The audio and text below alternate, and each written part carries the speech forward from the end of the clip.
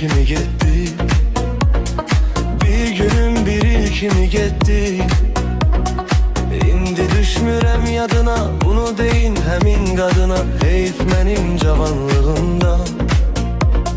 İndi düşmürəm yadına, bunu deyin həmin qadına. Heyf mənim cavanlığımdan.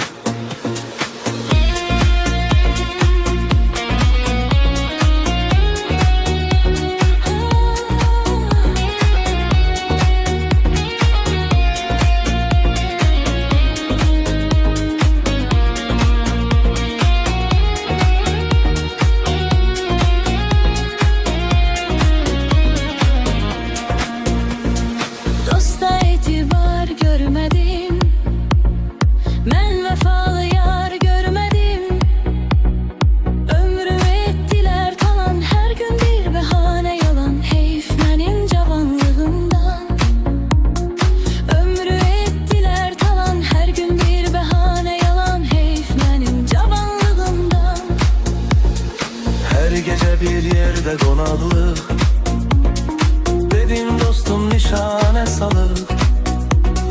Kəsdilər çörəyimi mənim, qırdılar ürəyimi mənim. Heyf mənim cavanlığımdan.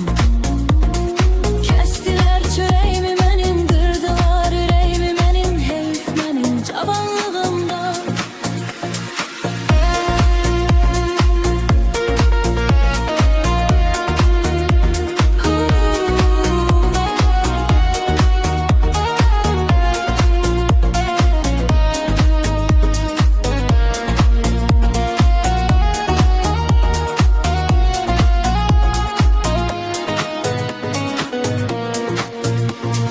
Fələk getirdi hardan hara.